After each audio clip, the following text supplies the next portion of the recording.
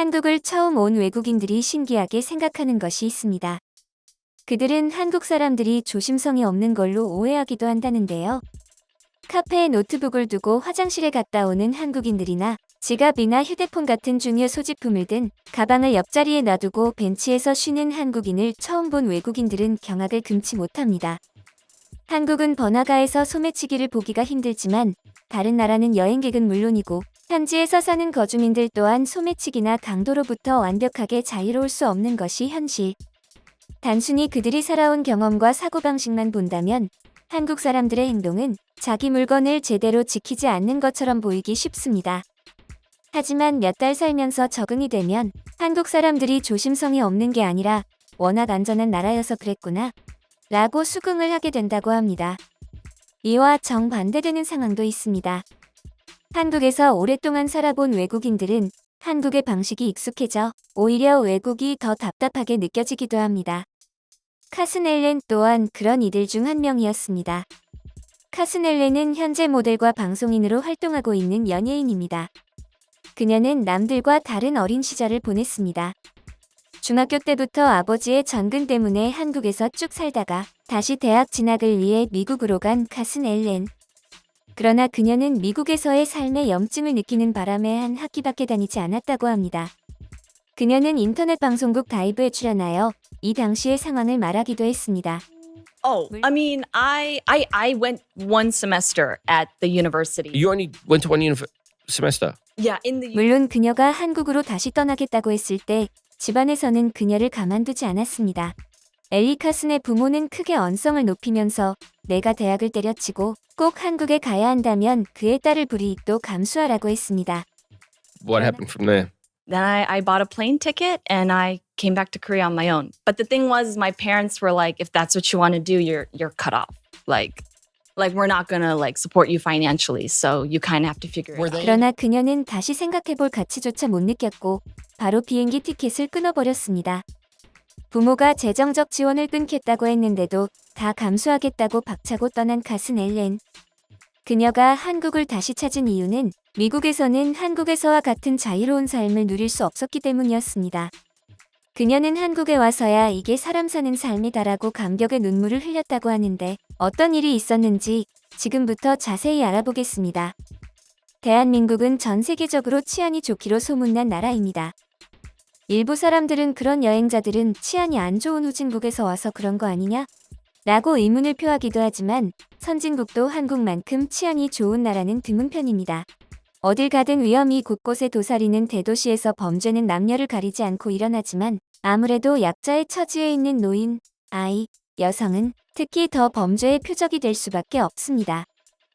일부 어떤 사람들은 여성에게 이런 말까지도 합니다. 여성들은 아무도 믿으면 안 된다.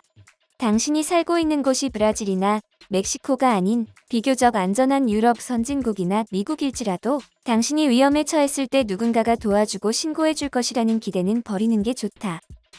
카슨 앨런도 어릴 적 살았던 미국으로 돌아가자 한국에서 왔다는 그녀에게 이런 충고를 하는 사람들이 많았습니다. 그녀가 스트레스 받는 건 이런 지긋지긋한 충고들뿐만이 아니었습니다. 카슨 앨런이 품었던 가장 큰 불만은 한국에서 즐겼던 자유를 모두 빼앗겨 버렸다는 것이었습니다. 미국에선 대중교통조차도 편한 마음으로 이용할 수 없었기에 조금만 어두워져도 여자 혼자 이곳저곳을 돌아다닌다는 것은 몹시 불편했습니다. And I just felt like I tried to like do public transportation and it And was it like sucks. oh, it was horrible. It was Yeah. scary too. It was really scary and 미국의 지하철은 그 나라에 사는 미국인들조차 욕을 퍼부을 정도로 상태가 심각합니다. 미국인 유튜버들이 최악의 미국 지하철역, 귀신이 나올 것 같은 역 체험하기 등의 컨텐츠를 만들면서 놀 정도라고 하니 얼마나 심각한지 감이 오실 겁니다. 외관조차 폐건물 수준으로 관리가 안 되는 게 미국 지하철인데 치안은 말할 필요도 없습니다. 범죄자와 불법 체류자들이 득실거리는 지하철은 여성들이 위험한 상황에 있어도 도와주는 사람이 없는 것이 현실입니다. 미국 폭스뉴스의 소식에 의하면 필라델피아의 지하철에서 한 젊은 여성이 무례한에게 여성으로서 욕보이는 일을 당했습니다. 충격적인 사실은 그 사건 현장을 보고 있던 승객들은 아무도 도와주지 않았다는 것입니다. 오히려 그들은 휴대폰으로 현장을 촬영하며 시시덕거리고 있었습니다. 다행히 지하철을 순찰하던 한 경찰관이 이 상황을 발견하고 바로 저지했습니다만 해당 경찰관은 아무도 신고하지 않았다는 사실에 경악했습니다. 경찰관은 기자회견까지 열어가며 911에 전화하면 대부분 3분 이내에 출동하니 제발 해코지 당하는 여성이 있으면 신고를 해달라고 하소연했습니다. 하지만 안전했던 대한민국에서 중고등학교를 마쳤던 엘리 카스는 이런 미국의 상황을 전혀 적응하지도 못했고 이해하지도 못했습니다. 한국에서는 여성이 남성으로 인해 위험에 처해 있는 상황이 벌어지면 목격자가 없는 게 아닌 이상 누군가 한 명은 꼭 신고를 해주는 게 보통이었습니다. 그 장소가 지하철같이 사람이 많은 장소가 아니라 으슥한 밤거리일지라도 한국 사람들은 수상한 사람을 목격하면 유심히 지켜보다가 신고를 하거나 그 사람한테 가서 따져 물었습니다.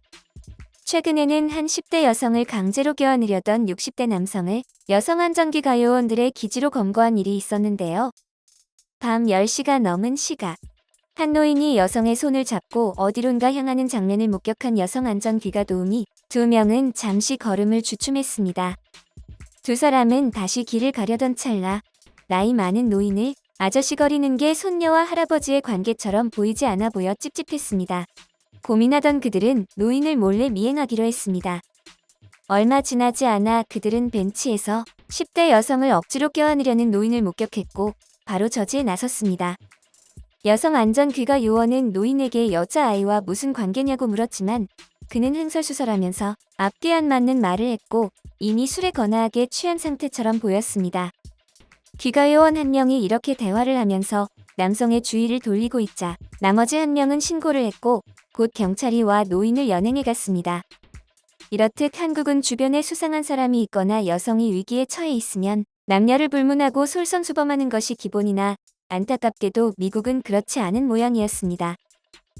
친구들은 자유분방한 카슨에게 제발 조심 좀 해라. 젊은 여자가 그러고 다니면 안 된다.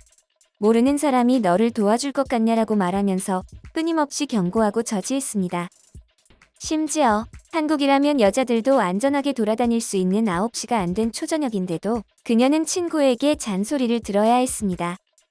자기가 무슨 외진 곳에 있는 곳도 아니고 학교에서 엄마가 데리러 올 때까지 혼자 기다리겠다는 것뿐이었는데 친구는 호들갑을 떨었습니다. I still remember my first experience of realizing that I had a very naive mindset is I tried to join some like school club at the university, and I remember it like finished at like 7:30 or around 8 p.m. And my friend was like, "Oh, like, you know, how are you getting home?" And I was like, "Oh, my mom's gonna pick me up. I'll just like text her now." And she's like, "Oh, well, when will she come?" And I was like, maybe in like 35, 40 minutes. I'll just wait for her outside." And the girl was like, "Excuse me? You're just gonna like wait by yourself on campus at it's like almost 8 p.m."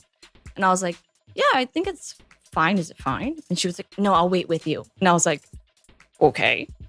You know, I was like very like not really, I wasn't aware that of like the dangers because I'd grown up in such a kind of, I guess, sheltered, very like safe area. And I was like, "Oh, okay."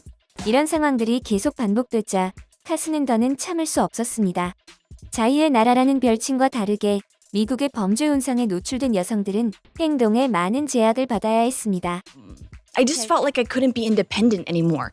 And being in high school, I was so independent in this city. And my parents felt like Korea and Seoul was so safe that they let me literally go on trips and do everything, you know? 8-year-olds in Korea walk around by themselves like 결국 카슨 엘렌은 격렬한 부모의 반대에도 불구하고 한국행을 결정했습니다.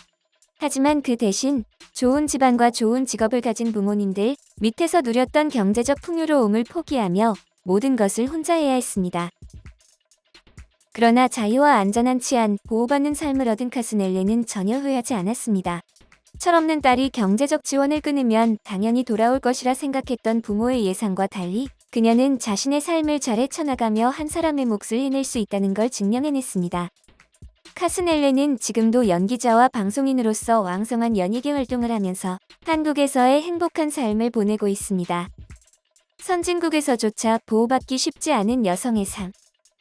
특히 요즘은 인간 불신의 사회로 길거리에서 누군가가 해코지를 당하는 상황에서조차 모른 척 지나가는 사람이 많은 것이 현실입니다. 녹록지 않은 현실 속에서 여성들이 기본적인 안전과 행동의 자유를 누리기에는 한국만한 나라도 없는 것 같습니다. 앞으로도 치안 강국인 대한민국이 전 세계에 그 위상을 떨치길 바랍니다.